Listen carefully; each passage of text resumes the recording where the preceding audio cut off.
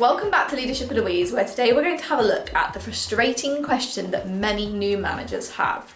And it's, why are some people okay with getting on board with the change and why are some people just really against it? This is also known as the adoption curve of change. Slightly different to one of our previous videos that we looked at where we went through Kolber-Ross's method of change, which I'll link in the bio.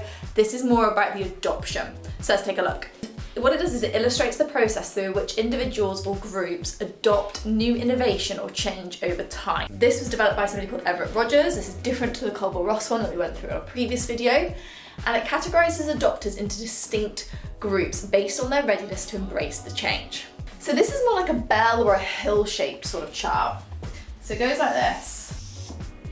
Hopefully that's even. It tends to be separated out into like 5 different areas. So you've got 1, 2, 3, 4, 5. So this is your early adopter bit. This is where your enthusiasts are.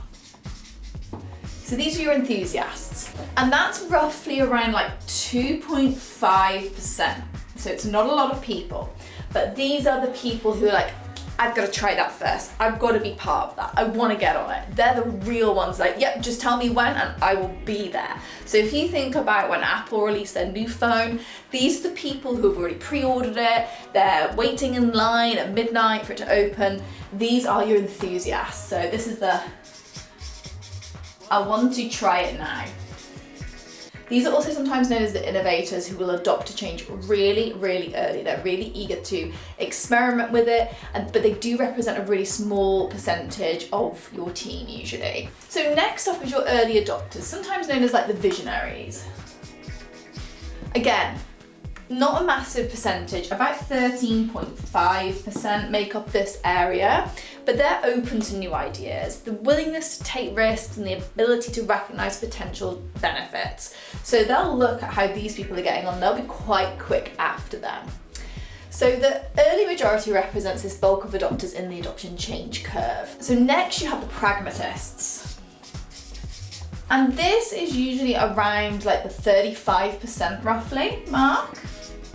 So then you've got this pragmatists bit here. This is like quite a big bit of the adoption curve, around 35%, let's say.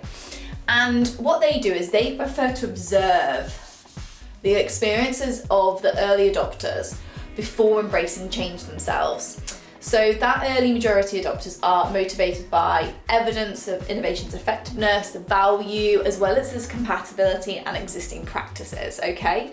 So these people here will watch these people in these columns to see how they've got along with it. So next up, you've got your conservatives over here. And this is again around like your 34, 35% roughly. Let's go with 35. These people here come after the pragmatists. So the conservatives will get on board as that trend's going, okay? So they will get on board and wish they would have tried it earlier. They will be converted, but they have to have all of these people doing it first before they'll look at it. And then you've got your skeptics over on this other end here.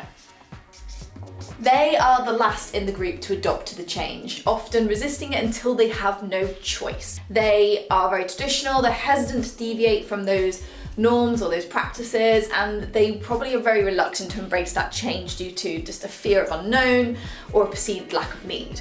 So this is where the adoption curve for change really provides valuable insights into that process of getting teams on board with different things and the different stages that people will go through and the different personality types within your team. So what it is really useful to do is understand this and understand how your team fits into this. And when you're trying to bring change in, if you can tap into your enthusiasts, your visionaries, your early adopter area, if your effort is spent here, the rest tends to follow a bit easier. So what I see a lot of new managers do is they'll focus on this area here. They'll focus on the people who don't want to take on the change, the people who are resisting it the most. They will want to work with them to try and persuade them to take on the change.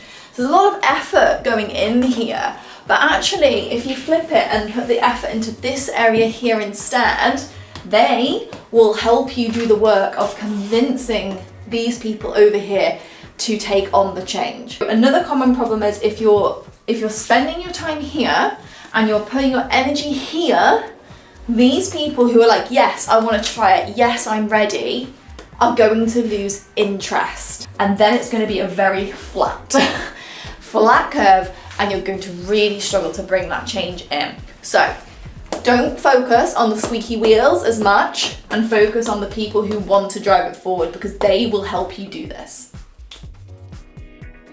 If you find this useful, head to newmanagercourse.com, where you'll find it jam-packed with all the information, insights, tips that every new manager needs to be successful. Thanks for watching. Don't forget to like and subscribe.